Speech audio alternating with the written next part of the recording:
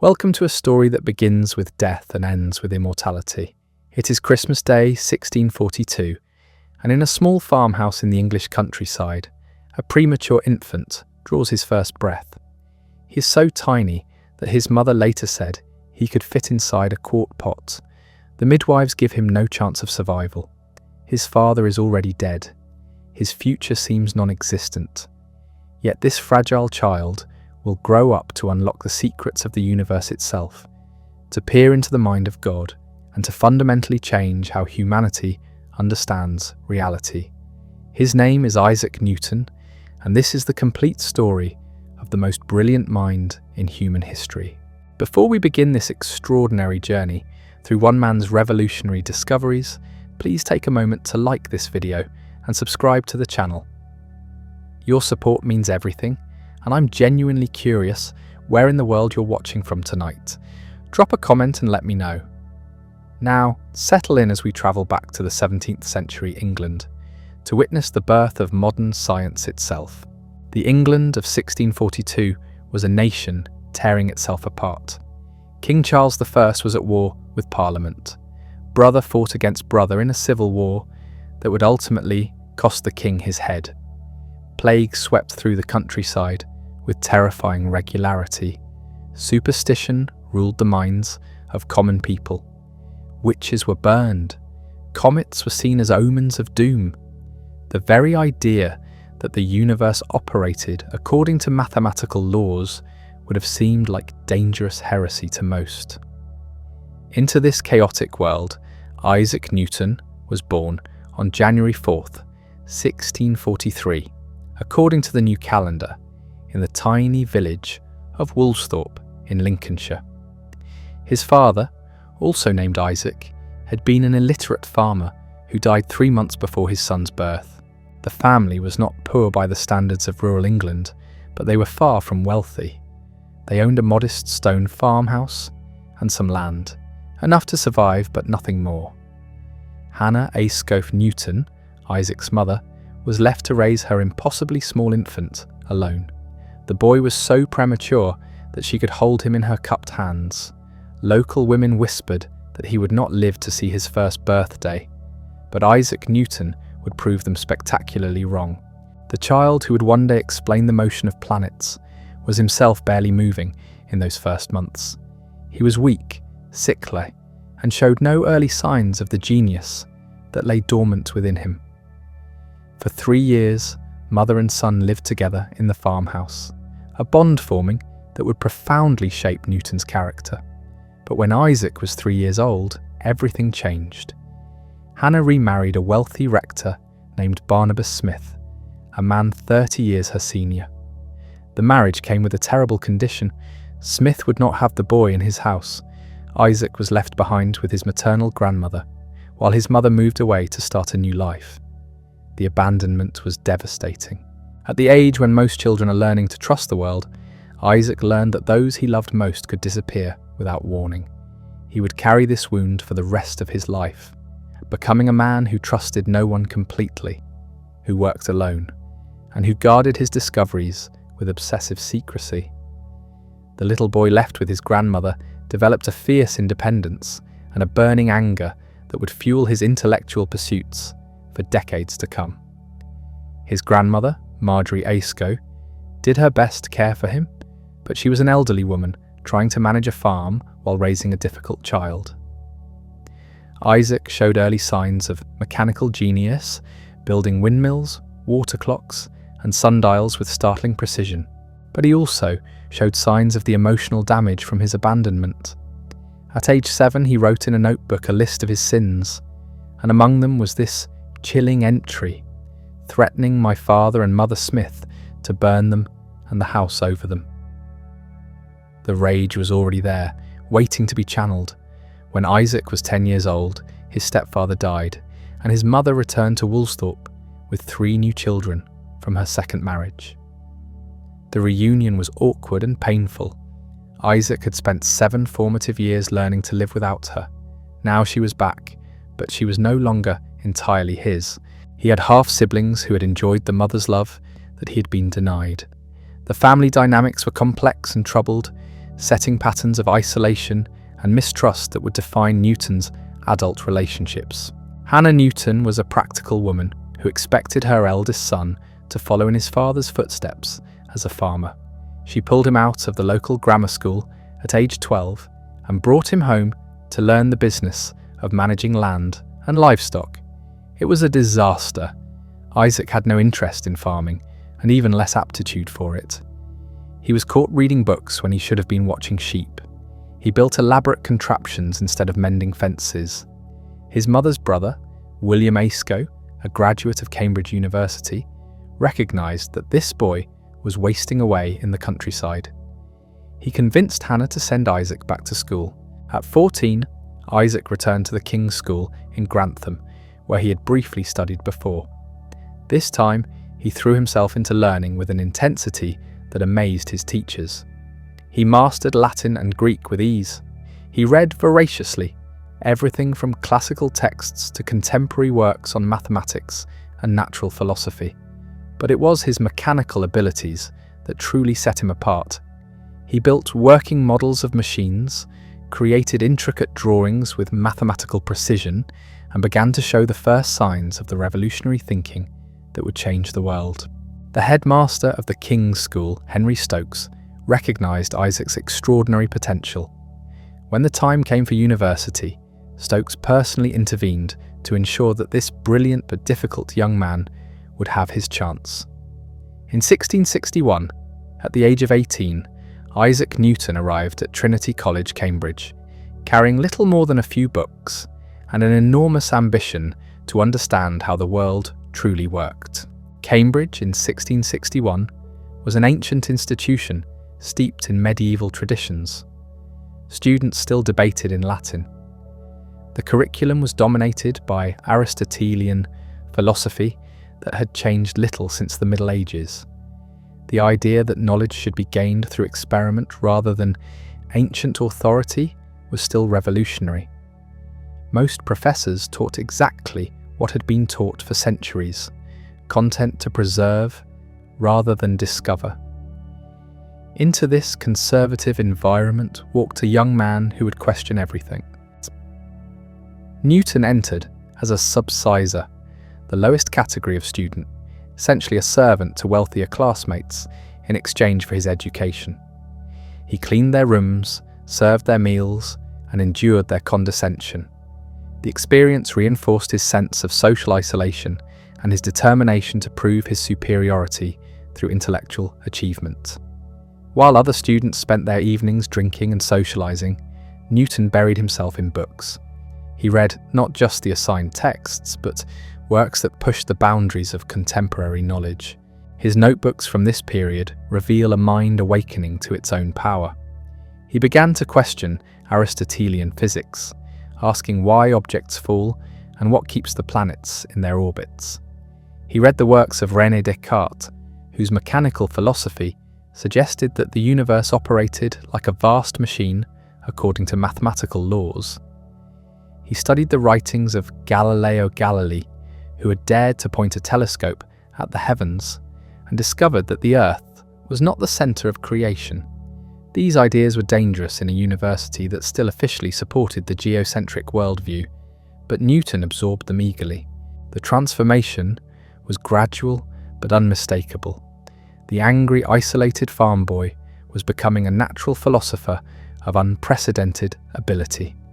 He began to see patterns where others saw chaos, to find mathematical relationships hidden in the complexity of natural phenomena. His mind works differently from other people's, with a capacity for sustained concentration that bordered on the supernatural. He could work on a single problem for days without eating or sleeping, driven by an insatiable need to understand. In his second year at Cambridge, Newton encountered the work of a contemporary mathematician that would change his life forever. The writings of John Wallis introduced him to the new analytical techniques that were revolutionizing mathematics across Europe. For the first time, Newton glimpsed the possibility that all of nature might be described in the language of mathematics. The idea was intoxicating and terrifying in its implications. If the universe was truly mathematical, then the mind that could master mathematics might unlock secrets that had been hidden since the beginning of time. But it was in his third year that Newton's genius truly began to manifest.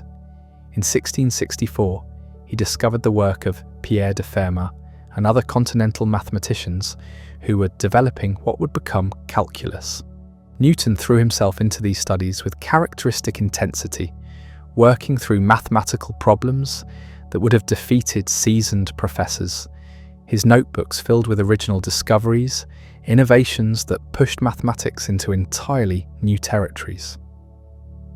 He was teaching himself at a level that few universities could provide.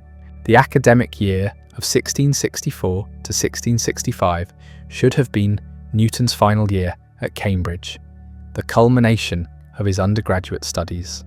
Instead, it became the beginning of something unprecedented in the history of human thought.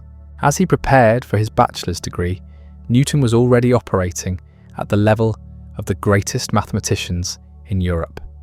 His mind was primed for discovery, his mathematical tools were sharp, and his ambition was limitless. All he needed was the opportunity to put his abilities to the test. That opportunity would come in the most unlikely form imaginable. In the summer of 1665, as Newton completed his undergraduate degree, reports began to reach Cambridge of a terrible plague spreading through London. The Black Death had returned to England with a vengeance, killing thousands and forcing the authorities to take drastic action. Universities were closed, students were sent home. The intellectual life of the nation ground to a halt as people fled the cities for the supposed safety of the countryside. Newton returned to Woolsthorpe, to the same farmhouse where he had been born, carrying with him a collection of books and mathematical instruments. He expected to wait out the plague for a few months before returning to Cambridge to pursue his master's degree. Instead, he would spend nearly 2 years in rural isolation, cut off from the academic world but free to think without interruption. Those 2 years, from 1665 to 1667, would become known as his annus mirabilis, his miracle years, during which he would make discoveries that would reshape human understanding of mathematics, physics, and astronomy. But we're getting ahead of ourselves. To understand the magnitude of what Newton would accomplish during his forced exile from Cambridge, we must first understand the state of natural philosophy in the 1660s and the problems that had puzzled the greatest minds of the age for centuries. The universe in Newton's time was still largely mysterious, governed by forces that no one could explain and following laws that no one had discovered. The intellectual landscape that greeted Newton as he settled into his family farmhouse was a world in transition, caught between ancient certainties and revolutionary new ideas. For over 1,000 years, European scholars had accepted the teachings of Aristotle as gospel truth. The Greek philosopher had declared that heavy objects fall faster than light ones, that the earth sits motionless at the centre of the universe, while celestial spheres carry the planets in perfect circles, and that motion requires a constant force to maintain it. These ideas seem to align with common sense and religious doctrine, making them nearly unassailable. But cracks were beginning to show in this ancient edifice. Galileo had dropped objects from the Leaning Tower of Pisa and discovered that they fell at the same rate regardless of their weight. He had pointed his telescope at Jupiter and found moons orbiting around it, proving that not everything in the heavens circled the Earth. Johannes Kepler had studied the motion of Mars with painstaking precision and concluded that planets moved in ellipses, not circles, and that they sped up and slowed down in their orbits according to mathematical laws that no one could explain. The Catholic Church had forced Galileo to recant his support for the Copernican system, but the damage was done. The Earth was no longer the centre of creation. The heavens were no longer perfect and unchanging. The universe was far stranger and more complex than anyone had imagined. Yet even the boldest natural philosophers of the 1660s could only describe what they observed. They could not explain why the planets moved as they did, or what invisible force kept them in their orbits, or how the same laws that governed falling apples might also govern the motion of the moon. Newton arrived at Woolsthorpe, carrying these unsolved mysteries in his mind, like seeds waiting for the right conditions to grow. The plague had inadvertently created the perfect environment for genius to flourish. There were no lectures to attend, no professors to please, no social obligations to fulfill. There was only silence, solitude, and the freedom to think without interruption. The young man who had learned to live alone as a child now had the opportunity to explore the deepest questions about reality itself. His mother's farmhouse became a laboratory of the mind. Newton set up a study in his childhood bedroom, covering the walls with mathematical diagrams and experimental apparatus. He had brought books on mathematics, optics, and mechanics from Cambridge, but he quickly moved beyond what any textbook could teach him.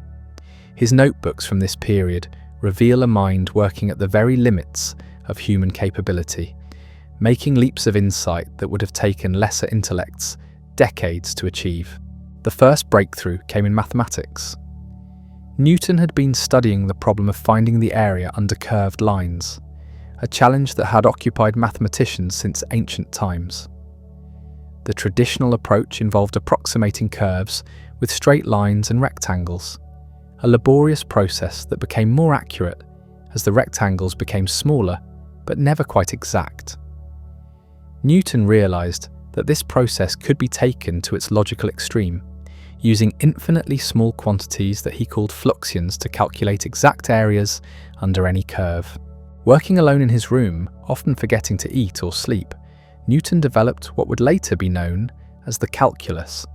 This was not merely a new mathematical technique, but an entirely new way of understanding change and motion. With his method of fluxions, Newton could analyze how quantities changed over time, find maximum and minimum values of complex functions, and solve problems that had been considered impossible. He was creating the mathematical language that would be needed to describe the physical laws he was about to discover. But Newton kept his mathematical discoveries largely to himself. This was partly due to his natural secretiveness, a trait that would frustrate other mathematicians for decades to come. It was also a reflection of his perfectionist nature. Newton was never satisfied with partial solutions or incomplete proofs. He would rather work in isolation for years than share an idea before he was certain it was correct. This tendency would later lead to bitter priority disputes, but during the plague years it allowed him to develop his ideas without outside interference. The second great discovery of Newton's miracle years came through his experiments with light. He had purchased a prism at a fair in Cambridge, intending to use it to study the optical theories of René Descartes. But when he held the prism up to a beam of sunlight streaming through his window, what he saw challenged everything that natural philosophers believed about the nature of light and colour. The accepted wisdom held that white light was pure and simple, the most basic form of illumination. Colours were thought to be modifications of white light, created when it was weakened or contaminated by passing through different materials. A prism produced colours because it somehow altered the pure white light, not because it revealed anything that was already there. This explanation seemed reasonable and had the authority of centuries behind it. Newton's careful observations told a different story. When he passed white light through his prism, it spread out into a beautiful spectrum of colours, from red through orange, yellow, green, blue, indigo, and violet. More remarkably, when he used a second prism to recombine these colours, they merged back into pure white light. This suggested that white light was not simple at all, but rather a mixture of all the colours of the spectrum. The prism was not creating colours, but separating them, like a key unlocking secrets that had been hidden in plain sight. He tested this hypothesis with characteristic thoroughness. He isolated individual colours from the spectrum and passed them through additional prisms. Red light remained red, blue light remained blue. No amount of refraction could change one pure colour into another. This proved that colours were fundamental properties of light itself, not modifications imposed by external materials. Newton had discovered that what appears simple to the human eye is actually profoundly complex, composed of elements that can be separated and analysed mathematically. These optical experiments led Newton to a deeper understanding of how the human eye perceives colour and how telescopes could be improved. He realised that the chromatic aberration that plagued refracting telescopes was an inevitable consequence of the way light behaves, not a flaw that could be corrected with better lenses. This insight would later inspire him to design reflecting telescopes that used mirrors instead of lenses, revolutionizing astronomy and making possible the detailed observations of distant stars and galaxies. But it was Newton's third great discovery during the plague years that would have the most profound impact on human understanding of the cosmos. As he sat in the garden at Woolsthorpe, watching an apple fall from a tree, he began to wonder about the nature of gravity itself. Why did the apple fall down rather than up or sideways? What force compelled it to accelerate toward the Earth? And could this same force be responsible for keeping the Moon in its orbit around the Earth? The idea was audacious. Terrestrial physics and celestial mechanics had been considered completely separate domains since ancient times. Objects on Earth fell because they sought their natural place at the centre of the universe. The planets moved because they were carried by crystalline spheres or pushed by angels. To suggest that the same force governed both an apple and the Moon seemed to blur the fundamental distinction between the corrupt, changing world below and the perfect, eternal heavens above. Yet Newton's mathematical mind saw patterns where others saw only separate phenomena. He calculated that if gravity decreased with the square of the distance from Earth's centre, the force that made an apple fall could indeed provide the centripetal acceleration needed to keep the Moon in orbit. The mathematics worked perfectly, but the implications were staggering. If Newton was correct, then the entire universe operated according to a single set of mathematical laws that applied equally to earthly and celestial phenomena. This insight required Newton to reconceptualize motion itself. Aristotelian physics held that objects in motion naturally came to rest, unless constantly pushed. But Newton realized that motion was the natural state of objects, and that they would continue moving in straight lines forever unless acted upon by an external force. This principle, which would become his first law of motion, meant that the planets did not need to be pushed along their orbits. They needed only to be pulled constantly toward the Sun to curve their natural straight-line motion into elliptical paths. The young man working alone in a Lincolnshire farmhouse had glimpsed something unprecedented in human history. He had seen the mathematical unity underlying all physical phenomena. The same equations that described falling apples also governed the motion of planets, comets, and tides. The universe was not a collection of separate realms operating by different rules, but a single, magnificent system following laws that could be discovered and expressed in mathematical form. These revelations came to Newton not as sudden flashes of inspiration, but as the result of intense, sustained thought. He would work on a single problem for days or weeks, filling notebook after notebook with calculations, diagrams, and geometric proofs. His concentration was so complete that his mother often found his meals untouched, the food cold and forgotten, while he pursued some mathematical insight. He was driven by an almost mystical conviction that the secrets of creation could be unlocked through pure reason and careful observation.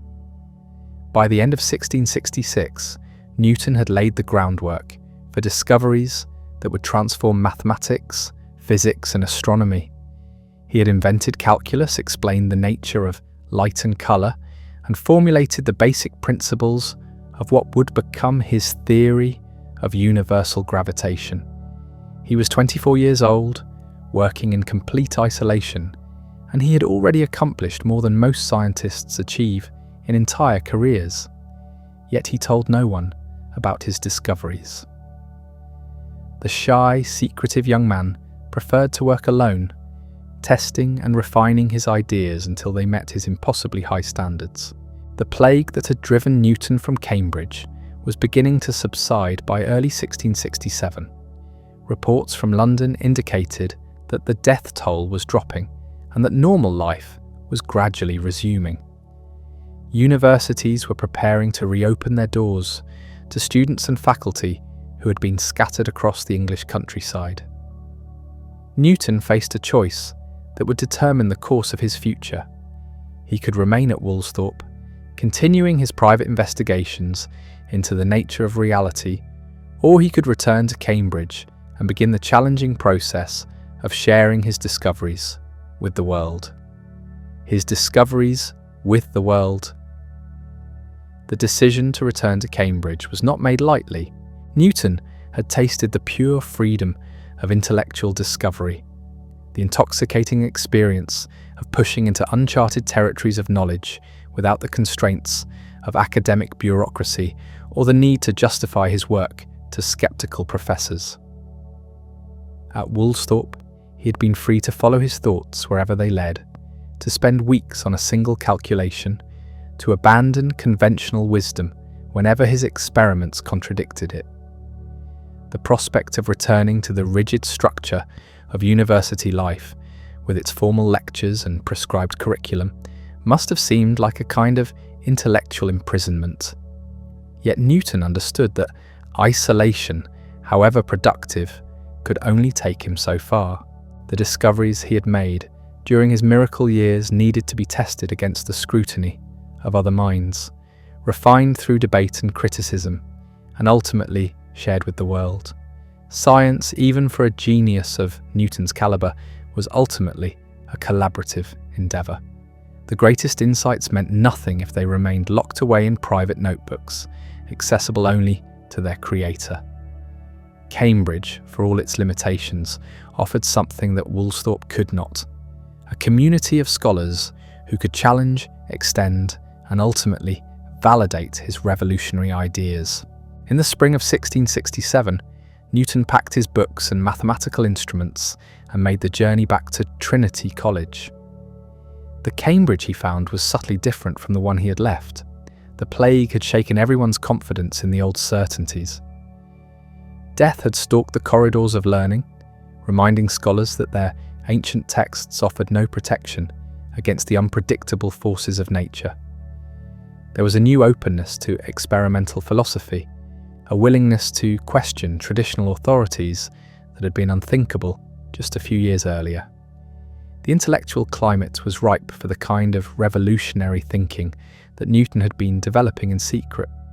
Newton resumed his studies as if nothing had changed, but everything had changed. He was no longer the uncertain undergraduate who had left Cambridge 2 years earlier. He was now in possession of mathematical and physical insights that surpassed anything being taught at the university, yet he revealed nothing of what he had discovered. He attended lectures, completed assignments, and prepared for his master's degree with characteristic diligence, all while harbouring knowledge that would eventually transform human understanding of the natural world. His professors noticed that something was different about the young man who had returned from the plague years. Newton's questions in lectures were more probing, his mathematical abilities more sophisticated, his grasp of physical principles more intuitive. When he solved problems that stumped other students, he did so with an ease that suggested he was working from a deeper understanding than anything the curriculum provided. Yet when pressed about his methods, Newton would offer only cryptic explanations, reluctant to reveal the full extent of his discoveries. The transformation was most evident in his mathematical work. Newton's undergraduate notebooks had shown promise, but his post-plague calculations displayed a mastery that bordered on the supernatural. He could solve in minutes problems that had occupied professional mathematicians for months. His geometric proofs possessed an elegance and power that left his tutors struggling to follow his reasoning. It was clear that during his time away from Cambridge, Newton had somehow leaped far ahead of his contemporaries in mathematical sophistication. Isaac Barrow, the Lucasian professor of mathematics at Cambridge, was among the first to recognise the extraordinary talent that had emerged from the plague years. Barrow was himself a gifted mathematician and a perceptive judge of intellectual ability. When he examined Newton's work, he realised he was looking at something unprecedented in his experience as an educator. The young man's mathematical insights were not merely advanced, they were revolutionary, pointing toward entirely new ways of understanding mathematical relationships and physical phenomena. Barrow became Newton's mentor and advocate, gradually drawing him into the intellectual life of the university. Under Barrow's guidance, Newton began to emerge from his shell of secrecy, though he remained characteristically cautious about revealing his most important discoveries. He started to participate in mathematical discussions with other scholars, sharing carefully selected insights while keeping his most revolutionary ideas to himself. It was a delicate balancing act, designed to establish his reputation without exposing the full scope of his achievements to potential critics or rivals. The academic year of 1667 to 1668 marked Newton's gradual transition from student to scholar. He received his Master of Arts degree in 1668, an achievement that would normally have marked the pinnacle of his formal education. But Newton's real education had taken place not in Cambridge classrooms, but in the solitude of his mother's farmhouse, where he had taught himself to see the universe in ways that no professor could have shown him. The degree was merely a credential, a piece of paper that allowed him to pursue his real calling as a natural philosopher. As Newton established himself at Cambridge, he began to grapple with a problem that would plague him throughout his career: how to share his discoveries without exposing himself to the bitter priority disputes that characterized 17th century science. The academic world was a ruthless environment where careers could be made or destroyed by claims of intellectual theft. Newton had seen how Galileo's revolutionary ideas had earned him the enmity of the Catholic Church, and how other natural philosophers had been attacked by rivals who questioned their methods or their conclusions. Newton's solution was characteristic of his personality. He would share his ideas gradually, testing the waters before revealing his most important insights. He began by circulating mathematical papers that demonstrated his mastery of advanced techniques without fully explaining the methods he had developed. These papers created a sensation among Cambridge mathematicians who recognized that they were seeing work of unprecedented sophistication but could not quite understand how it had been achieved. The strategy worked perfectly. Newton's reputation as a mathematical genius spread throughout the university and beyond, but the full extent of his discoveries remained hidden. He was like a master magician performing amazing feats while keeping his most important secrets locked away. This approach allowed him to build credibility and influence while protecting himself from the criticism and controversy that might have greeted a more open revelation of his revolutionary ideas. In 1669, an opportunity arose that would change the trajectory of Newton's career forever. Isaac Barrow announced his intention to resign the Lucasian professorship of mathematics to pursue his interests in theology. The Lucasian chair was one of the most prestigious academic positions in England, established just a few years earlier to promote mathematical learning at Cambridge. Barrow's recommendation would carry enormous weight in choosing his successor, and he had become convinced that only one person possessed the mathematical brilliance necessary to fill the position with distinction. The choice was unprecedented. Newton was only 26 years old, with no published works to his name, and minimal teaching experience. By conventional standards, He was completely unqualified for such a prestigious position. But Barrow understood what others could not see, that Newton's mathematical abilities transcended normal academic credentials. He had witnessed firsthand the extraordinary power of Newton's mind, and he was convinced that Cambridge would benefit immeasurably from having such a genius on its faculty. The appointment faced significant opposition from traditionalists who questioned whether such a young and inexperienced scholar could handle the responsibilities of a professorship. Some suspected that Barrow's recommendation was based more on personal favouritism than objective assessment of Newton's qualifications. The controversy might have derailed a less talented candidate, but Newton's mathematical demonstrations gradually silenced his critics. When he solved problems that had stumped senior faculty members, when he explained complex geometrical relationships with startling clarity, when he displayed an intuitive grasp of mathematical principles that seemed almost supernatural, even his harshest critics had to acknowledge his exceptional abilities. On October 29, 1669, Isaac Newton was appointed Lucasian Professor of Mathematics at Cambridge University. At 26, he had achieved a position that most academics could only dream of reaching at the end of long and distinguished careers. The appointment carried with it not just prestige, but also the freedom to pursue his research without the financial pressures that constrained most scholars. Newton now had the security and independence he needed to transform his private discoveries into public knowledge.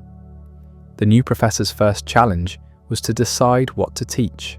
The traditional mathematics curriculum at Cambridge was centuries out of date, focused on classical geometry and arithmetic, with little attention to the revolutionary developments that were transforming mathematics across Europe. Newton could have played it safe, delivering standard lectures on familiar topics while pursuing his real interests in private. Instead, he chose to use his position as a platform for introducing his students to the cutting edge of mathematical thinking. Newton's early lectures were unlike anything Cambridge had ever seen. He presented his audience with problems that pushed the boundaries of contemporary mathematics, demonstrated techniques that seemed almost magical in their power and elegance, and opened windows onto mathematical landscapes that most students had never imagined existed. His method of fluxions, still kept secret from the wider world, allowed him to solve problems that would have been impossible using traditional methods. Students watched in amazement as their young professor performed mathematical feats that seemed to defy explanation. But Newton's teaching style reflected his personality, brilliant but often impenetrable. He had little patience for students who could not follow his rapid-fire explanations or grasp the subtleties of his mathematical reasoning. His lectures were delivered to increasingly empty halls as students found themselves overwhelmed by material that was far beyond their preparation. Newton seemed oblivious to their struggles, lost in the beauty of mathematical relationships that he could see clearly but could not easily communicate to others. The isolation that had served Newton well during his research years became a liability in his role as an educator. He had spent so much time working alone that he had lost the ability to see his ideas from other people's perspectives. What seemed obvious to his extraordinary mind was incomprehensible to ordinary intellects. His students respected his genius, but found his teaching methods frustrating and often impossible to follow. Newton's lectures became famous throughout Cambridge, but more for their difficulty than for their effectiveness as education. Despite his struggles as a teacher, Newton's appointment to the Lucasian chair marked the beginning of his emergence as a major figure in the scientific revolution. The position gave him credibility and visibility that his private research could never have achieved. Other scholars began to seek him out, curious about the mathematical techniques that had enabled his remarkable demonstrations. Correspondence started to flow between Cambridge and other centres of learning, as Newton gradually began to share selected insights with the broader community of natural philosophers. The transformation was gradual but unmistakable. The secretive young man who had hidden his discoveries in private notebooks was slowly becoming a public intellectual, forced by his position to engage with the wider world of learning. The process was often uncomfortable for Newton, who preferred the solitude of his study to the collaborative exchanges that characterized academic life. But it was also necessary if his ideas were to have the impact they deserved. Newton's first major public revelation came through his work on optics, the study of light that had occupied him during the plague years.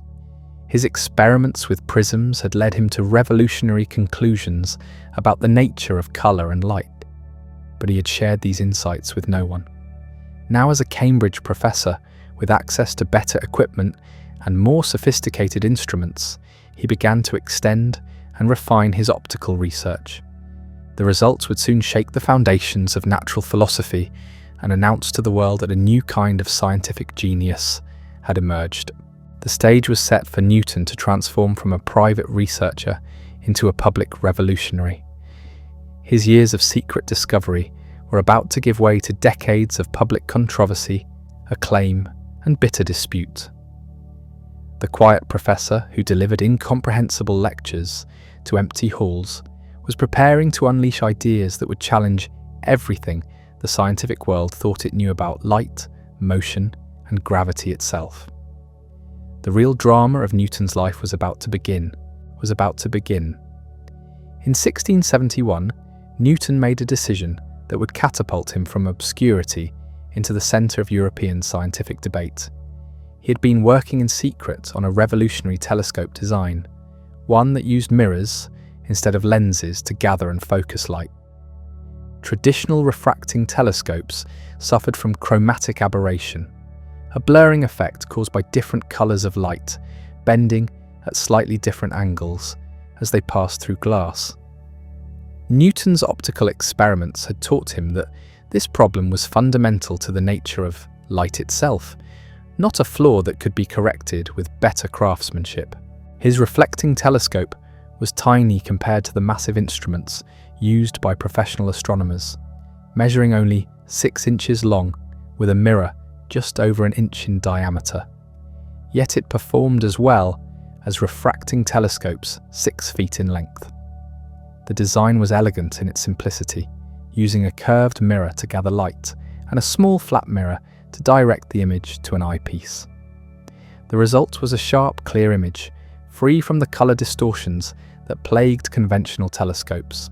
Word of Newton's remarkable instrument spread quickly through Cambridge and beyond. The Royal Society of London, England's premier scientific organisation, requested a demonstration. When Newton's little telescope was presented to the assembled fellows, it created a sensation. Here was proof that the young Cambridge professor possessed not just theoretical knowledge, but practical genius as well. The telescope worked better than instruments costing many times more to build. The Royal Society was so impressed that they elected Newton as a Fellow in 1672, an extraordinary honour for a man who had published nothing and was known outside Cambridge only through rumours of his mathematical abilities. The election opened doors that had been closed to Newton throughout his career. He now had access to a network of natural philosophers across Europe, men who were grappling with the same fundamental questions about the nature of reality that had occupied his thoughts for years. But Newton's triumph came with an unexpected price.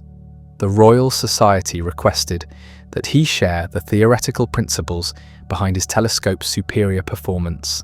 This meant revealing his controversial discoveries about light and colour, insights that contradicted centuries of accepted wisdom. Newton hesitated, knowing that his ideas would provoke fierce opposition from established authorities. Yet he also recognised that this was his opportunity to contribute something genuinely revolutionary to human knowledge. In February 1672, Newton sent a letter to the Royal Society outlining his theory of light and colours. The paper was a masterpiece of experimental science, describing in meticulous detail how white light could be separated into its component colours and then recombined. Newton explained that colours were not modifications of white light, but rather fundamental properties of light itself. Red light was essentially different from blue light, not simply white light that had been altered in some way. The response was immediate and violent. Robert Hooke, one of England's most respected natural philosophers and a curator of experiments for the Royal Society, launched a devastating attack on Newton's conclusions. Hooke argued that Newton's experiments could be explained using the traditional wave theory of light, without accepting the revolutionary claim that white light was composite rather than simple. The criticism was technically sophisticated and personally insulting, suggesting that Newton had misinterpreted his own observations. The controversy revealed Newton's greatest weakness as a scientist, his inability to tolerate criticism. Where other natural philosophers thrived on debate and saw opposition as an opportunity to refine their ideas, Newton perceived any challenge as a personal attack. His response to Hooke was defensive and angry, insisting that his experiments spoke for themselves and that critics who disagreed simply did not understand what they were seeing. The exchange escalated into a bitter feud that would poison relations between the two men for decades. Other critics emerged from across Europe. Christian Huygens, the brilliant Dutch mathematician and astronomer, questioned Newton's methodology and suggested alternative explanations for his optical phenomena. Ignace Pardis, a French Jesuit, raised theological objections to Newton's conclusions, arguing that they implied a mechanistic view of creation incompatible with divine providence. Each criticism stung Newton deeply, reinforcing his natural tendency towards secrecy and isolation. The optical controversy taught Newton a painful lesson about the price of scientific fame. Recognition brought with it scrutiny, and scrutiny brought criticism from men who were determined to defend their own theories and reputations. Newton began to understand why so many natural philosophers kept their most important discoveries secret, sharing them only with trusted colleagues who could be counted on for support rather than opposition. The collaborative ideal of science seemed increasingly naive to a man who had experienced the viciousness of academic politics firsthand. Despite the controversy, Newton's optical work established his reputation as one of Europe's leading experimental philosophers. His techniques were copied by instrument makers across the continent, and his reflecting telescope design became the standard for serious astronomical observation. The Royal Society continued to seek his advice on technical matters, and correspondence poured in from scientists who wanted to learn more about his methods. Newton had achieved the recognition he had always craved, but he was discovering that fame was a double-edged sword. The bitter disputes over optics convinced Newton to retreat once again into secrecy. He had shared one major discovery with the world and had been savagely attacked for his efforts. His other great insights, particularly his work on mathematics and mechanics, remained locked away in private notebooks, where they could not be subjected to criticism or appropriation by rivals. Newton began to develop the defensive mentality that would characterize his later career, trusting no one completely and revealing his ideas only when absolutely necessary. This period of withdrawal might have lasted indefinitely if not for an unexpected visit that would change the course of scientific history. In August 1684, a young astronomer named Edmund Halley arrived at Newton's rooms in Cambridge with a question that had been troubling the best minds in Europe. Halley wanted to know what curve a planet would trace if it were attracted to the Sun by a force that decreased with the square of the distance between them. The question was not merely theoretical. Johannes Kepler had established that planets moved in elliptical orbits, but no one had been able to explain why. Recent work by Hooke, Halley, and Christopher Wren had suggested that an inverse square law of attraction might be responsible, but none of them possessed the mathematical tools necessary to prove their hypothesis. They had reached the limits of what could be accomplished through intuition and geometric reasoning. What was needed was a new kind of mathematics, one powerful enough to handle the complexities of planetary motion. Newton's response to Halley's question was casual, almost offhand. An ellipse, he said, as if the answer were obvious. Halley was stunned. How could Newton be so certain? Had he proved this remarkable result? Newton replied that he had indeed proved it years earlier, but he could not immediately find the calculation among his papers. He promised to send a demonstration to Halley as soon as he could locate or reconstruct the proof. What Halley did not realize was that he had stumbled upon one of the greatest scientific secrets in history. Newton had not merely solved the problem of planetary motion, he had developed an entire system of mechanics that explained the behavior of all moving objects, from falling apples to orbiting comets. The mathematics he had created during the plague years, combined with his insights into the nature of force and motion, had given him the key to understanding the mechanical universe that Descartes and others had dreamed of but never achieved. The promised demonstration that Newton sent to Halley in November 1684 was a 9-page treatise titled De Motu Corporum in Gyrum, or On the Motion of Bodies in an Orbit. The paper was unlike anything that had ever been written about celestial mechanics. Using his method of fluxions and his 3 laws of motion, Newton showed that Kepler's laws of planetary motion followed inevitably from a single assumption, that every particle of matter in the universe attracted every other particle with a force proportional to their masses and inversely proportional to the square of the distance between them.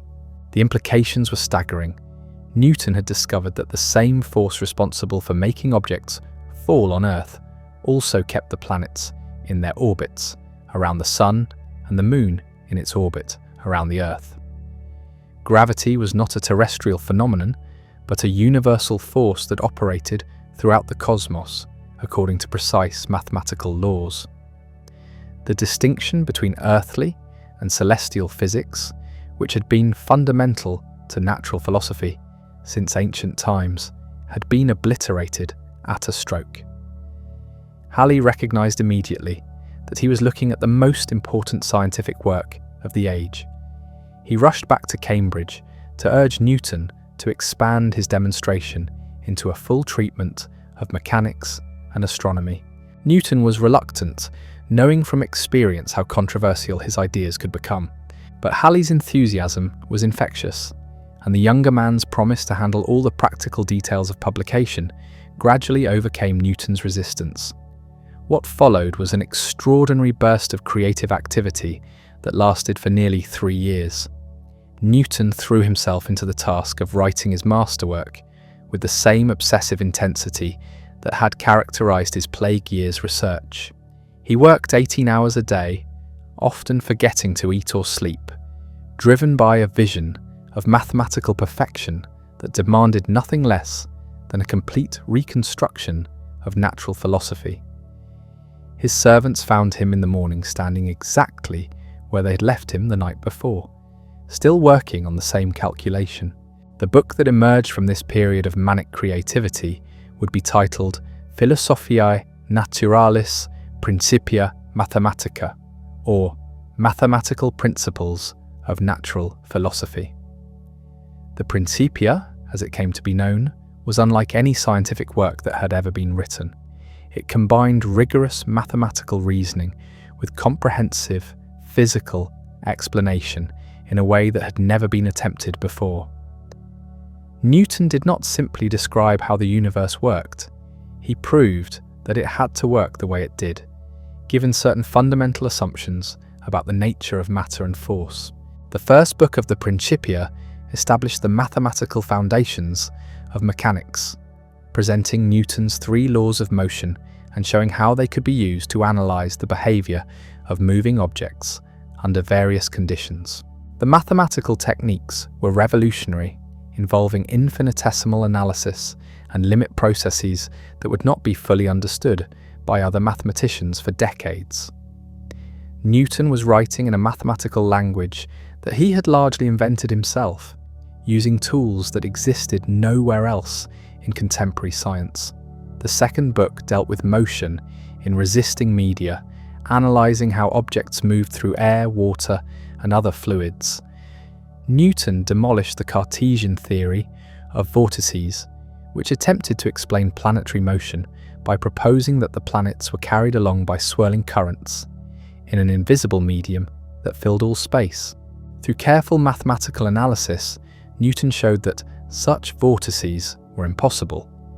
They would either dissipate quickly or interfere with planetary motion in ways that contradicted observation. But it was the third book that contained Newton's most revolutionary insights. Here he applied his mathematical methods to the actual solar system, showing that his law of universal gravitation could account for every known astronomical phenomenon. The complex motions of the moon, which had puzzled astronomers for centuries, emerged as natural consequences of gravitational attraction from both Earth and Sun. The tides, which had been explained through various occult influences, were shown to result from the moon's gravitational pull on Earth's oceans. Even the slight deviations in planetary orbits could be explained as perturbations caused by gravitational interactions between the planets themselves. Perhaps most remarkably, Newton used his theory to make specific predictions that could be tested against future observations.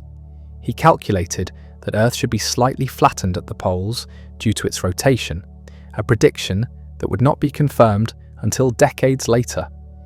He predicted the return of a comet that had been observed by Halley, calculating that it followed an elliptical orbit with a period of approximately 76 years. When the comet returned exactly as predicted in 1758, 16 years after Newton's death, it provided dramatic confirmation of the power of his gravitational theory. The Principia was completed in 1687, after 3 years of unparalleled intellectual effort. Newton had accomplished something unprecedented in the history of human thought. He had reduced the complexity of the physical universe to a small number of simple mathematical laws. Everything from the fall of a stone to the precession of the equinoxes could now be calculated with precision using the same fundamental principles. The ancient dream of natural philosophy had been realized. The book of nature was indeed written in the language of mathematics, but Newton's masterpiece faced enormous obstacles on its path to publication. The Royal Society, which had initially promised to publish the work, was facing financial difficulties after losing money on an expensive natural history book that had failed to sell.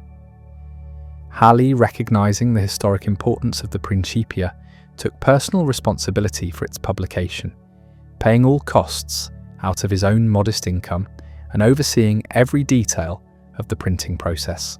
Even more challenging was the intellectual resistance the book encountered from established authorities. The Principia required its readers to accept ideas that seemed to violate common sense and contradict religious doctrine. The notion that empty space could be filled with attractive forces operating across vast distances seemed to many critics like a return to the occult qualities that modern natural philosophy had supposedly banished. The Catholic Church, still smarting from its confrontation with Galileo, was suspicious of any theory that seemed to reduce divine providence to mechanical necessity. The mathematical difficulty of the Principia also limited its initial impact. Newton had written the book in the style of classical geometry, avoiding his method of fluxions partly to prevent priority disputes, and partly because he believed geometric demonstration carried more authority than algebraic manipulation. The result was a work of extraordinary rigour but forbidding complexity. Only a handful of mathematicians in Europe possessed the skills necessary to follow Newton's reasoning in detail. Despite these obstacles, the Principia gradually established itself as one of the supreme achievements of human intellect. Those who could understand it recognized that Newton had accomplished something unprecedented, creating a mathematical description of nature that was both comprehensive and precise. The book transformed natural philosophy from a collection of qualitative observations into an exact science capable of prediction and verification. The publication of the Principia marked the culmination of Newton's creative period and the beginning of his transformation into a scientific legend. At 44, he had achieved everything a natural philosopher could hope to accomplish.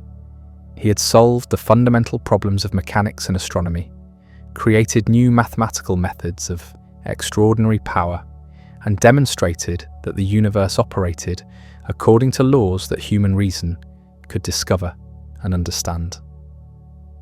The shy, secretive professor who had hidden his discoveries for decades had finally shared his greatest insights with the world. But success brought new challenges that would test Newton's character in ways that pure research never had. Fame attracted admirers, but also enemies. Recognition brought responsibilities, but also distractions. The man who had thrived in solitude now found himself at the center of scientific controversies that would consume the remaining decades of his life. The next phase of Newton's career would reveal whether the same genius that had unlocked the secrets of the universe could navigate the treacherous waters of academic politics and public acclaim. The publication of the Principia should have marked the beginning of a peaceful period in Newton's life, a time to bask in the recognition of his extraordinary achievements. Instead, it unleashed a series of controversies that would consume his energy for years to come. The very success of his masterwork made Newton a target for critics who resented his revolutionary conclusions and rivals who envied his sudden fame. The quiet professor, who had preferred the solitude of his study, found himself thrust into the center of bitter disputes that revealed the darker side of 17th century scientific culture. The first major challenge came from an unexpected source: the continent. While English natural philosophers gradually accepted Newton's gravitational theory, many European scholars remained deeply skeptical. The idea that objects could attract each other across empty space without any intervening medium seemed to violate the fundamental principles of mechanical philosophy that had dominated European thought since Descartes. Critics accused Newton of reintroducing occult qualities into natural philosophy, of abandoning rational explanation in favor of mysterious forces that operated by unknown means.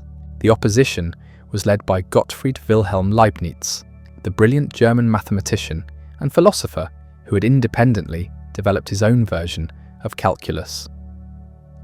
Leibniz attacked Newton's concept of gravity as fundamentally unscientific, arguing that true mechanical explanation required direct contact between objects through some material medium. The idea that the sun could influence the motion of distant planets without touching them struck Leibniz as a return to the magical thinking that modern science had supposedly overcome. His critique carried enormous weight in European intellectual circles, where his reputation as a philosopher and mathematician rivaled Newton's own. Newton's response to these continental criticisms revealed the defensive streak that had characterized his reactions to opposition throughout his career.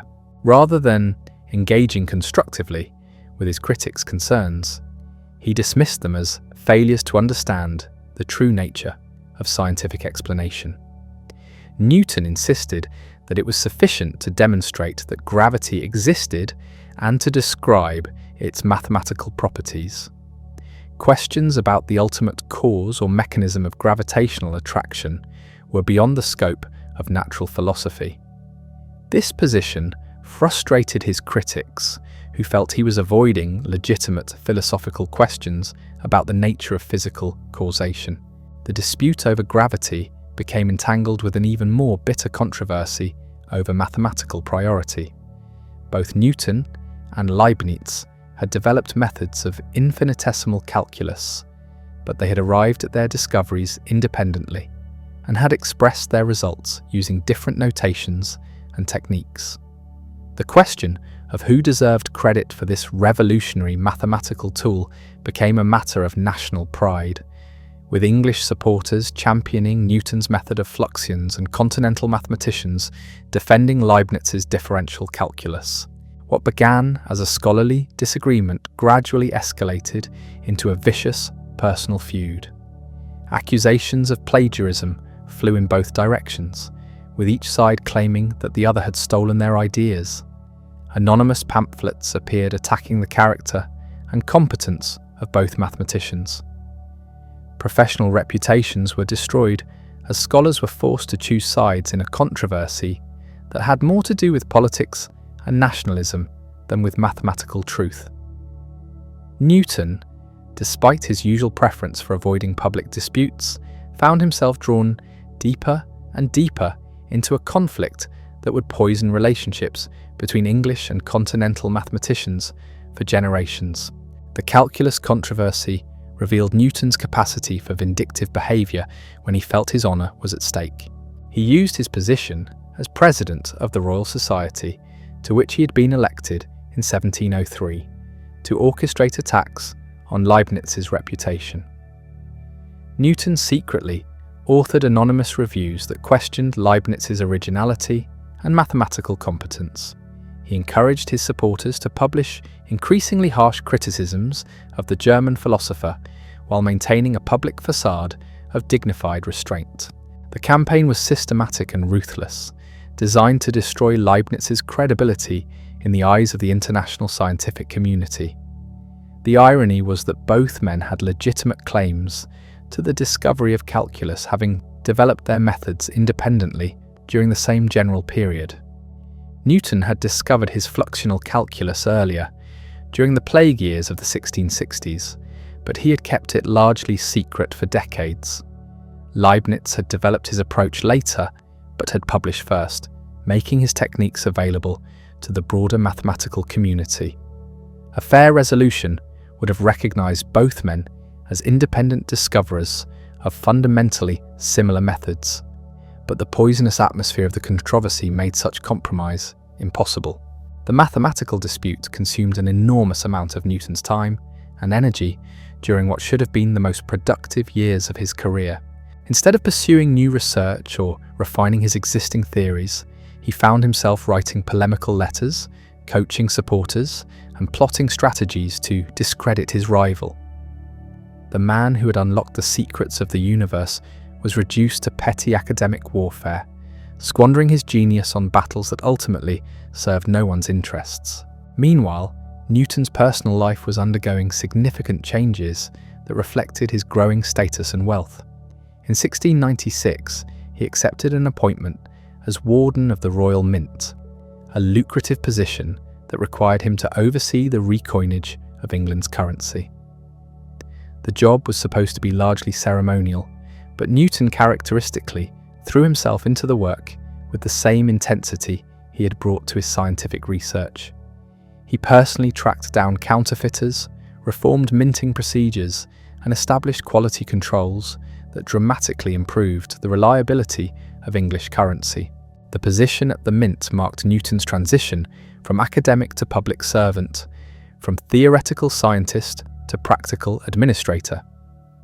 He moved from Cambridge to London, taking up residence in a house on St. Martin's Street that reflected his newfound prosperity and social standing. The sparse accommodations of his university rooms gave way to elegant furnishings, fine art, and an extensive library that became a gathering place for London's intellectual elite. Newton was transforming himself from a provincial professor into a metropolitan gentleman. His social circle expanded to include politicians, aristocrats, and wealthy merchants who valued his reputation as much as his conversation. Newton learned to navigate the complex world of London society, attending dinner parties, hosting salons, and cultivating relationships with powerful patrons who could advance his interests. The shy, awkward young man who had struggled to relate to his Cambridge students was becoming a polished courtier, capable of charming duchesses and impressing government ministers. Yet success in the wider world came at a cost to Newton's scientific productivity. The administrative demands of the mint, combined with his social obligations and ongoing controversies, left little time for original research. The man who had revolutionized natural philosophy during his years of solitude found it increasingly difficult to concentrate on fundamental questions when his attention was constantly diverted by practical concerns and personal disputes. The transition from scholar to public figure was professionally rewarding but intellectually limiting. Newton's changing circumstances also affected his relationships with other natural philosophers. His position as president of the Royal Society gave him enormous influence over the direction of English science, but it also made him a target for ambitious rivals who sought to challenge his authority. Younger scientists who might once have sought his mentorship now saw him as an obstacle to their own advancement. The collaborative spirit that had characterized his early work with Halley and other supporters gave way to a more hierarchical relationship between Newton and his contemporaries. The most significant of these new relationships was with Roger Cotes, a brilliant young mathematician at Cambridge, who helped prepare the second edition of the Principia for publication. Cotes possessed the mathematical sophistication to understand Newton's most advanced techniques, but he also brought fresh perspectives that helped clarify some of the more obscure passages in the original work. The collaboration between the aging master and his gifted disciple produced significant improvements to the text, making Newton's ideas more accessible to a broader audience of readers. The second edition of the Principia, published in 1713, reflected Newton's mature understanding of his own theories and his growing confidence in their universal applicability.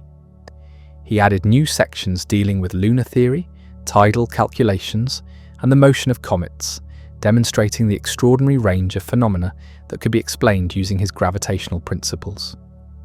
The mathematical presentation was also refined, with clearer proofs and more elegant demonstrations that showcased the full power of his analytical methods.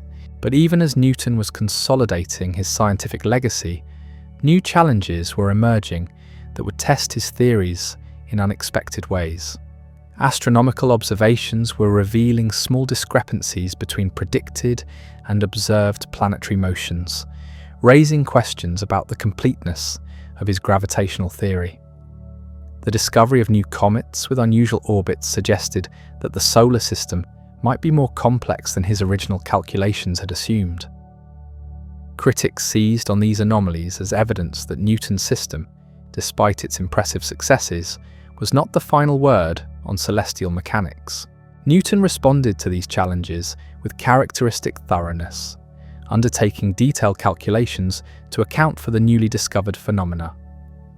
He developed more sophisticated methods for analyzing the complex gravitational interactions between multiple bodies, recognizing that the idealized two-body problems he had solved in the original Principia were only approximations to the messy realities of the actual solar system.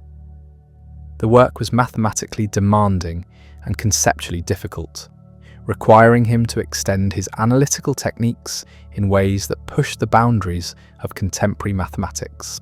The effort to perfect his gravitational theory consumed Newton's remaining creative energies and demonstrated both the power and limitations of his scientific method.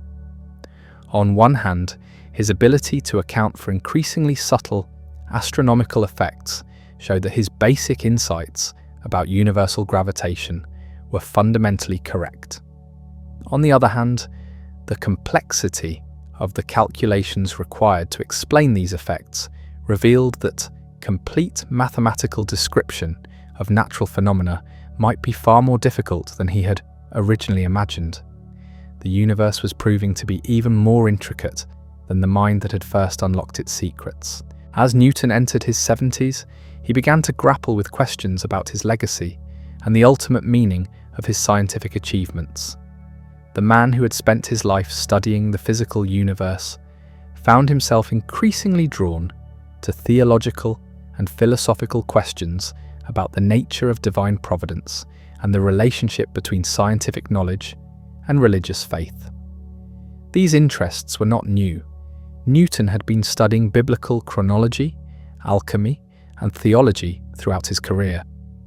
But his advancing age and growing awareness of mortality gave these pursuits a new urgency and intensity. Newton's theological writings revealed a mind as systematic and rigorous in its approach to scripture as it had been in its analysis of planetary motion. He applied the same critical methods that had served him so well in natural philosophy to questions of biblical interpretation, attempting to establish accurate chronologies and to reconcile apparent contradictions in sacred texts. The results were controversial, leading him to conclusions about the nature of the Trinity and the development of Christian doctrine that placed him outside the mainstream of Anglican orthodoxy. The tensions between Newton's scientific and religious interests reflected broader questions about the relationship between reason and revelation that were central to Enlightenment thought.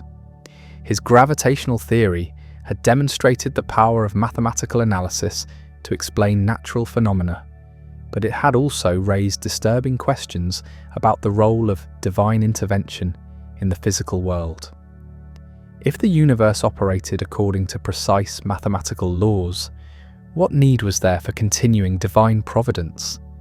Had Newton's science eliminated God from the natural world, or had it revealed the mathematical mind behind creation? These philosophical questions would outlive Newton himself, becoming central to debates about science and religion that continued long after his death. But for Newton personally, they represented an attempt to integrate the different aspects of his intellectual life into a coherent worldview that could encompass both his scientific discoveries and his religious convictions. The man who had unified celestial and terrestrial physics was seeking to achieve a similar synthesis between natural and revealed knowledge, between the book of nature and the book of scripture. As the 1720s progressed, Newton's health began to decline noticeably. The intense intellectual labour that had characterised his entire career was taking its toll on his ageing body. He suffered from kidney stones, digestive problems, and periods of mental confusion that interfered with his ability to work. The man whose mind had once operated with supernatural clarity found himself struggling to concentrate on complex problems that would have been routine challenges in his prime. The approaching end of his extraordinary life was beginning to cast shadows over his final years. Yet even in decline, Newton remained a formidable presence in the scientific world. His authority was so great that few dared challenge his conclusions directly, and his approval could make or break the careers of younger natural philosophers. The Royal Society continued to seek his guidance on technical questions, and foreign scholars made pilgrimages to London, hoping for audiences with the legendary discoverer of universal gravitation. Newton had become not just a scientist, but a scientific institution, a living symbol of the power of human reason to comprehend the natural world. The final chapter of Newton's life was approaching, but his influence on human thought was just beginning to unfold. The mathematical methods he had developed, the physical principles he had discovered, and the philosophical questions he had raised would shape scientific inquiry for centuries to come. The shy boy from Woolsthorpe, who had learned to live alone, had given humanity tools for understanding the cosmos that would outlast empires and transform civilizations. The recognition that his time was drawing short did not diminish Newton's intellectual appetite. Despite his failing health, he continued to revise his theories, correspond with mathematicians across Europe, and pursue the theological studies that had fascinated him since his youth. His house on St. Martin's Street became a shrine of sorts, visited by pilgrims from across the continent who came to pay homage to the man who had explained the clockwork of the heavens. These visitors often found an elderly gentleman whose physical frailty belied the sharp intelligence that still burned behind his eyes. Newton's daily routine in these final years reflected a lifetime of disciplined inquiry. He rose early, spending his mornings reviewing correspondence from fellow natural philosophers who sought his opinion on various technical questions. The problems they brought him ranged from practical matters of engineering and navigation to theoretical puzzles about planetary motion and optical phenomena. Though his responses were sometimes delayed by periods of illness, they retained the mathematical precision and logical rigour that had characterised his work for 6 decades. The afternoons were often devoted to his theological investigations, a passion that had grown stronger with age. Newton's study of biblical prophecy and church history had convinced him that he was living through the final age of the world, a period when divine truth would be revealed through both natural and scriptural investigation. He spent countless hours calculating the dates of biblical events, attempting to construct a chronology that would reconcile sacred and secular history. These efforts produced manuscripts that filled dozens of volumes, works that would remain largely unpublished for centuries after his death. His approach to theology displayed the same systematic methodology that had made his physics revolutionary. Newton treated scripture as a text to be analysed with the same care he had once applied to the motion of comets.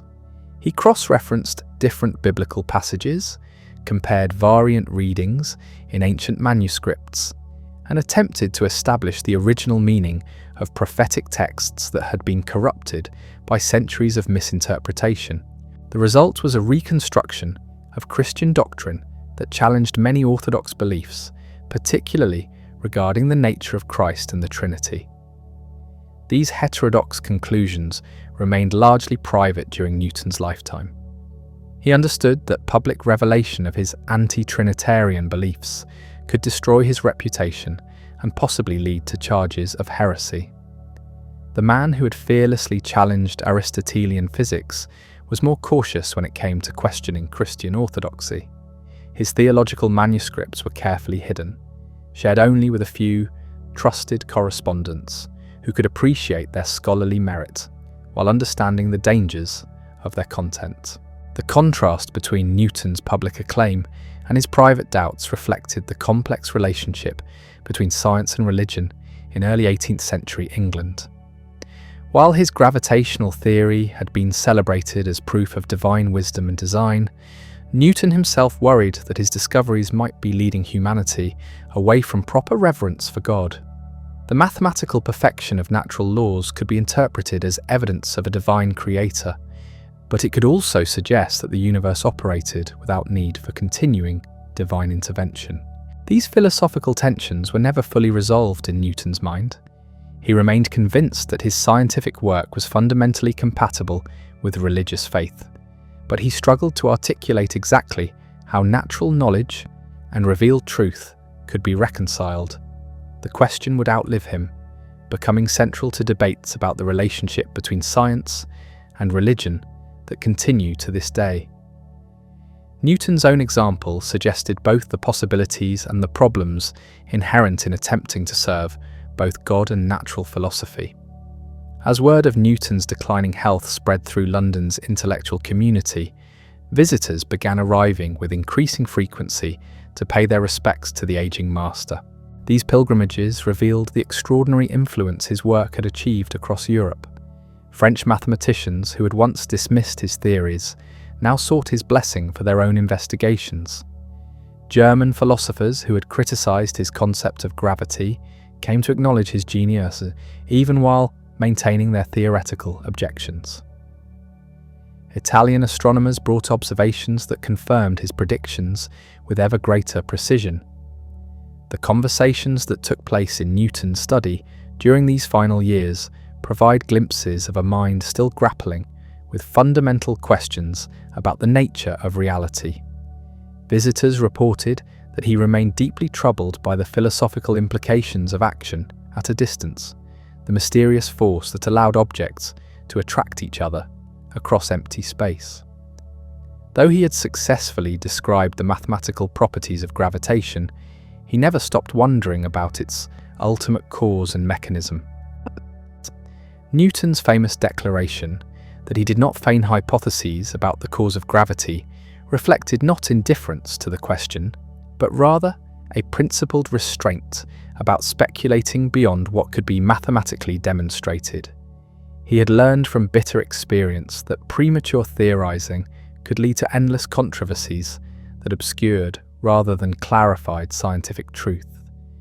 Better to establish what could be proven and leave deeper questions for future generations equipped with more sophisticated tools of analysis. This methodological conservatism masked a bolder vision of scientific progress that Newton shared only with his closest associates. He believed that his work represented merely the beginning of humanity's conquest of natural knowledge, the first successful assault on mysteries that had puzzled philosophers since ancient times. Future scientists would build upon his foundations, developing more powerful mathematical techniques and discovering new physical principles that would eventually explain everything from the smallest particles of matter to the largest structures of the cosmos. The confidence underlying this vision stemmed from Newton's recognition that he had achieved something unprecedented in human history. By demonstrating that diverse natural phenomena obeyed the same mathematical laws, he had proved that the universe was fundamentally intelligible to human reason. The same mind that could count apples could also calculate the orbits of planets. The same mathematical principles that governed falling stones also determined the motion of distant comets. This unity suggested that all of nature might eventually yield its secrets to sufficiently persistent and clever investigation. Yet Newton also understood the limitations of individual genius. His own achievements had been possible only because he had built upon the work of predecessors like Galileo, Kepler, and Descartes. Future progress would require similar collaboration across generations, with each scientist contributing pieces to an ever-growing mosaic of understanding. The man who had worked in such isolation during his most creative years had come to appreciate the collective nature of scientific enterprise. This recognition led Newton to take increasing interest in the education of younger natural philosophers who might carry forward his work. Though he had never been an effective teacher, in the traditional sense, he began to see himself as responsible for ensuring that his methods and insights would survive his death. He spent considerable effort preparing definitive versions of his major works, adding explanatory notes and clearer demonstrations that would make his ideas more accessible to future readers. The third edition of the Principia, published in 1726, represented Newton's final statement about the mathematical principles underlying natural philosophy. The text incorporated decades of refinements and corrections, presenting his gravitational theory in its most polished and comprehensive form.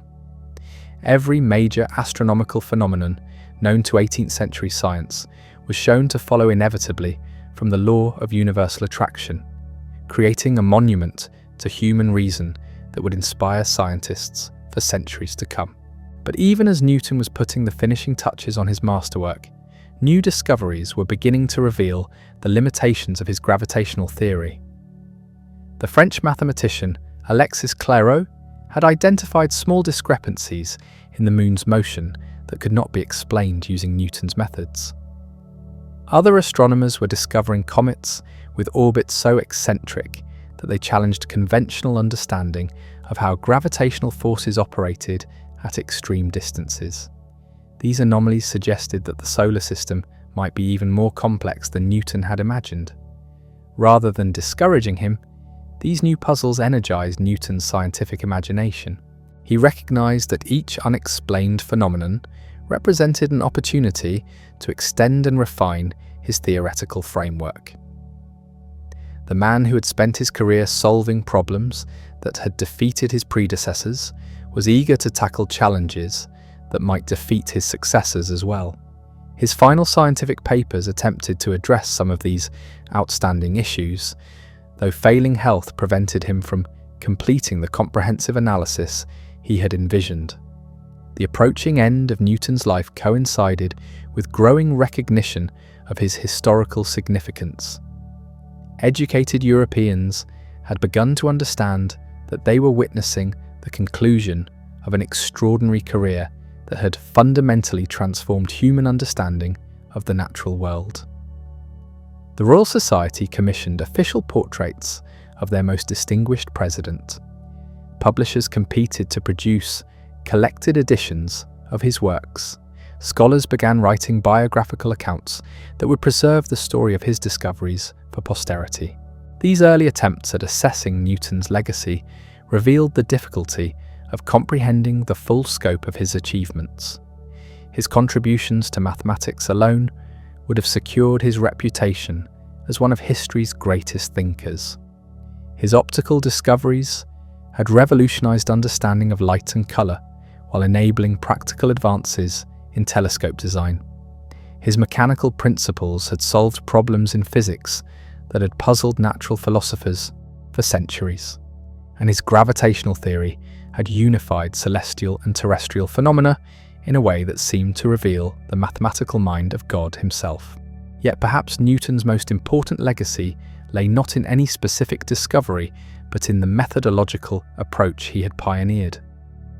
By combining mathematical analysis with careful experimental observation, he had created a new way of investigating natural phenomena that would become the foundation of modern science. His insistence on mathematical precision, his commitment to experimental verification, and his willingness to abandon cherished theories when they conflicted with empirical evidence established standards that would guide scientific inquiry for generations. The influence of Newton's methodology extended far beyond natural philosophy. Economists began applying mathematical techniques to analyze market behavior. Political theorists sought to discover the laws governing human societies. Even theologians attempted to use Newtonian principles to understand divine providence and human salvation. The conviction that rigorous analysis could unlock the secrets of any domain of experience became one of the defining characteristics of Enlightenment thought. This broader cultural impact reflected Newton's success in demonstrating that human reason possessed almost unlimited power to comprehend reality. The same intellectual faculties that enabled ordinary people to navigate daily life could also, when properly disciplined and directed, penetrate the deepest mysteries of existence. The universe was not an arbitrary collection of unrelated phenomena, but a rational system operating according to discoverable laws that human minds could grasp and express in mathematical form. As Newton's 80th birthday approached in late 1722, his physical condition had deteriorated to the point where even his most devoted admirers recognized that the end was near. The kidney stones that had plagued him for years were causing increasing pain and difficulty. His digestion was failing, making it difficult for him to maintain the nutrition necessary for his weakened body. Most troubling of all, his legendary mental powers were beginning to show signs of decline, with periods of confusion and memory loss that interfered with his ability to work. Despite these mounting infirmities, Newton continued to receive visitors and correspond with fellow natural philosophers until almost the very end. His passion for understanding remained undiminished, even as his capacity for sustained intellectual effort diminished.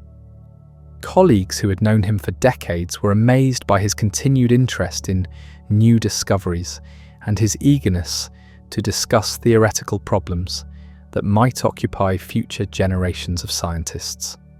The final months of Newton's life were marked by a growing sense of urgency about preserving his unpublished manuscripts and ensuring that his theological investigations would not be lost.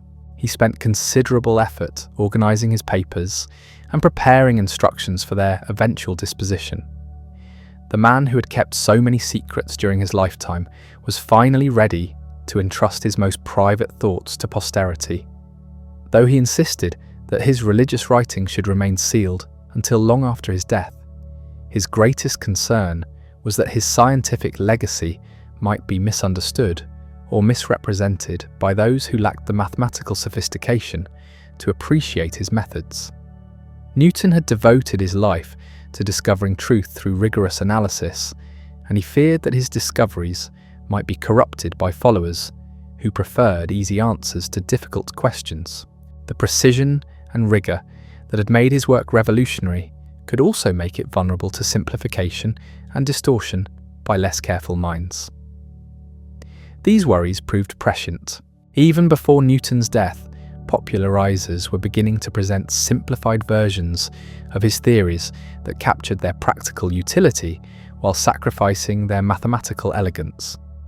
The complex philosophical questions that had troubled Newton himself were often ignored in favour of straightforward applications that could be easily understood and quickly implemented.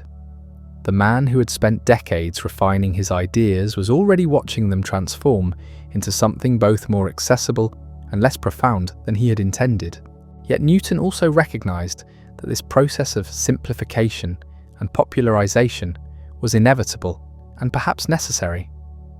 Scientific progress required that new discoveries be communicated to broader audiences who could find practical applications for theoretical insights.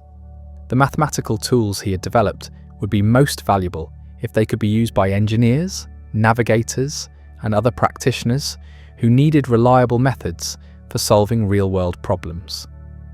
The tension between precision and accessibility was inherent in the scientific enterprise itself.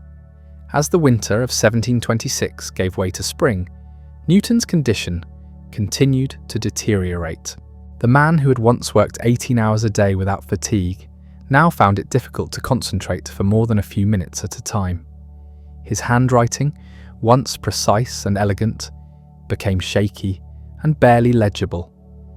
The physical decline was painful for friends to witness, but Newton himself seemed to accept it with the same philosophical detachment he had brought to his scientific investigations. In his final conversations, Newton reflected on the extraordinary journey that had brought him from a premature infant in a Lincolnshire farmhouse to the most celebrated natural philosopher in Europe. He spoke of his early fascination with mechanical devices, his transformative years at Cambridge, and the plague-induced isolation that had enabled his greatest discoveries. The narrative of his life seemed to him like a single, coherent story about the power of human curiosity and persistence to unlock the secrets of creation. The approaching end held no terror for Newton. His theological studies had convinced him that death was merely a transition to a higher state of existence, where the limitations of mortal understanding would be transcended. The man who had spent his life studying the mathematical laws governing the physical universe looked forward to discovering whatever principles might govern spiritual reality. His faith in the ultimate rationality of existence remained unshaken by the prospect of his own mortality. On March 20th, 1727, Isaac Newton died peacefully in his home on St. Martin's Street, surrounded by friends and colleagues who had gathered to pay their final respects. He was 84 years old, an extraordinary age for someone born in the 17th century. His death marked the end of an era in the history of human thought, the conclusion of a life that had bridged the gap between ancient philosophy and modern science. The boy who had been too small to survive had lived long enough to change how humanity understood its place in the cosmos. The funeral of Isaac Newton became a spectacle unlike anything England had witnessed for a man of science. Westminster Abbey, the sacred resting place of kings and queens, opened its doors to receive the body of a mathematician and natural philosopher. The decision sparked controversy among traditionalists who questioned whether a scholar, however brilliant, deserved such extraordinary honour. But Newton's supporters understood that they were burying more than a man. They were laying to rest the mind that had fundamentally altered humanity's understanding of reality itself. The procession through London streets drew crowds of unprecedented size. Nobles and commoners alike lined the route, eager to witness the final journey of the man who had explained the motion of planets and unlocked the secrets of light. The Lord Chancellor served as chief pallbearer, accompanied by dukes and earls, who had competed for the privilege of honouring Newton's memory. The Royal Society marched in formation, their ceremonial robes a testament to the institutional power that natural philosophy had achieved under Newton's leadership. Inside Westminster Abbey, the greatest minds of the age gathered to pay tribute to their departed colleague. Edmund Halley, now an elderly man himself, wept openly as he recalled the young professor who had casually mentioned that planets moved in ellipses. Roger Coates delivered a eulogy that attempted to capture the magnitude of Newton's intellectual achievements, though he acknowledged that no words could adequately express what had been lost. The ceremony was both a celebration of extraordinary accomplishment and a recognition that an irreplaceable voice had been silenced forever. The tomb, erected for Newton, reflected the reverence in which he was held by his contemporaries. Elaborate sculptures depicted scenes from his discoveries, with allegorical figures representing mathematics, astronomy, and natural philosophy, mourning the loss of their greatest champion. The Latin inscription proclaimed that mortals should rejoice that such a man had lived among them, a sentiment that captured the almost religious awe that Newton's work had inspired. Here lay not just a scientist, but a prophet of reason who had revealed divine truth through mathematical analysis. Yet even as Newton's body was laid to rest, his ideas were beginning a new phase of their existence. The Principia, which had been read by only a handful of mathematicians during Newton's lifetime, started to reach broader audiences through translations and popular expositions. French encyclopedists seized upon Newtonian mechanics as proof that human reason could comprehend all aspects of reality. German philosophers incorporated his insights into systematic accounts of knowledge and existence. Italian scientists used his methods to solve practical problems in engineering and navigation. The transformation of Newton's legacy began almost immediately after his death. Voltaire, who had witnessed Newton's funeral during his exile in England, returned to France as an evangelist for the dead philosopher's revolutionary approach to natural investigation. His popular writings portrayed Newton as the greatest genius in human history, a man whose discoveries had definitively proved the superiority of empirical science over traditional authority. The complex, secretive individual who had struggled with theological doubts was reimagined as a heroic figure of enlightenment rationality. This process of mythologization served important cultural purposes, but also distorted understanding of Newton's actual methods and motivations. The man who had spent decades studying alchemy and biblical prophecy was presented as a pure rationalist who relied solely on mathematical analysis and experimental observation. His theological investigations, which had occupied as much of his time as his scientific work, were either ignored or dismissed as unfortunate aberrations that detracted from his real achievements. The Newton of popular imagination bore only partial resemblance to the complicated historical figure. The selective interpretation of Newton's legacy reflected broader tensions within Enlightenment thought about the relationship between reason and faith.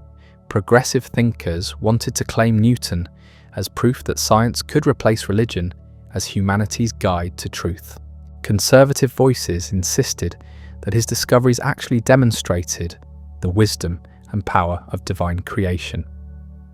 Both sides found evidence to support their positions in Newton's writings, though neither acknowledged the profound ambiguity that had characterized his own understanding of these questions. Meanwhile, Newton's mathematical and physical insights were being developed by a new generation of natural philosophers who possessed neither his genius nor his philosophical reservations. Leonhard Euler extended Newton's mechanics to solve increasingly complex problems in astronomy and engineering. Joseph Louis Lagrange reformulated Newtonian principles using analytical techniques that were more powerful than the geometric methods Newton had preferred. Pierre-Simon Laplace applied probabilistic analysis to celestial mechanics, creating a comprehensive system that could predict astronomical phenomena with unprecedented precision. These developments represented both the fulfillment and the transcendence of Newton's vision. His dream of reducing natural philosophy to mathematical form was being realized more completely than he had imagined possible. Yet the new mathematics was so sophisticated that it moved far beyond anything Newton himself had conceived. The students had surpassed their master, using tools he had created to explore territories he had never entered. The revolution he had begun was continuing without him. The practical applications of Newtonian science began to transform daily life in ways that validated his confidence in the power of mathematical analysis. Navigation became more accurate as astronomers used his gravitational theory to predict the positions of celestial bodies with extraordinary precision. Engineers applied his mechanical principles to design more efficient machines and stronger buildings. Military experts used his ballistics calculations to improve artillery accuracy. The abstract mathematics that Newton had developed in solitude was proving its worth in countless practical applications. These technological advances had profound social and economic consequences. Improved navigation enabled the expansion of global trade that would fuel industrial development. Better engineering made possible the construction of canals, bridges, and factories that transformed the landscape of Europe. More accurate timekeeping, based on Newton's analysis of pendulum motion, coordinated increasingly complex economic activities. The mathematical understanding of nature that Newton had pioneered was becoming the foundation of a new kind of civilization. Yet this practical success also created new problems that Newton had not anticipated. The mechanical worldview that emerged from his physics suggested that human behavior might be as predictable and controllable as planetary motion. Social theorists began applying Newtonian methods to analyze political systems, economic markets, and cultural institutions. The result was a growing conviction that rational analysis could solve all human problems, a confidence that would have both liberating and oppressive consequences for future generations. The influence of Newtonian thinking extended into domains far removed from natural philosophy. Legal scholars attempted to discover universal principles of justice that could be applied across different societies and cultures. Political economists sought mathematical laws governing the production and distribution of wealth. Even artists and writers began to think of their work in terms of underlying rules and systematic methods that could be studied and perfected through rational investigation. This expansion of scientific methodology reflected the enormous prestige that Newton's achievements had brought to mathematical analysis and experimental investigation. If such methods could unlock the secrets of planetary motion and optical phenomena, why could they not also explain human psychology, social organization, and cultural development? The success of Newtonian physics seemed to justify unlimited confidence in the power of human reason to comprehend all aspects of reality. Yet the application of scientific methods to human affairs also revealed their limitations in ways that Newton himself had dimly perceived. The complexity of social systems proved far greater than even the most sophisticated celestial mechanics. Human behavior was influenced by factors that resisted mathematical analysis and experimental control. The precision that characterized Newton's physics could not be achieved in domains where consciousness, emotion, and cultural tradition played determining roles. These difficulties did not immediately dampen enthusiasm for the Newtonian program of reducing all knowledge to mathematical form. The spectacular success of his gravitational theory created such confidence in scientific methodology that temporary failures in other domains were attributed to inadequate techniques rather than fundamental limitations. Each generation of scholars expected that improved methods would eventually bring human affairs under the same kind of rational control that Newton had achieved over natural phenomena. The persistence of this faith testified to the extraordinary impact of Newton's example on European intellectual culture. He had demonstrated that sustained rational investigation could penetrate mysteries that had puzzled humanity since ancient times. The same mind that had once cowered before comets and eclipses could now predict their occurrence with mathematical precision. The universe that had seemed chaotic and unpredictable was revealed to be an orderly system operating according to discoverable laws. This transformation in humanity's relationship to nature represented perhaps Newton's most profound legacy. He had shown that the physical world was not an alien realm governed by incomprehensible forces, but rather a rational system that human intelligence could understand and manipulate. The confidence that emerged from this recognition would drive scientific investigation for centuries, inspiring countless researchers to tackle problems that previous generations had considered impossible to solve. Yet Newton's own example also suggested the personal costs that such dedication to rational investigation could exact. His extraordinary achievements had required decades of isolation, obsessive concentration, and willingness to sacrifice normal human relationships for the pursuit of truth. The man who had unlocked the secrets of the universe had remained largely a mystery to those who knew him best. His legacy raised troubling questions about whether intellectual greatness necessarily required emotional isolation. The Newton, who emerged from historical accounts written in the decades after his death, was a figure both inspiring and cautionary. His discoveries had proved the power of human reason to comprehend natural phenomena, but his life had also demonstrated the psychological difficulties that could accompany such intense intellectual focus.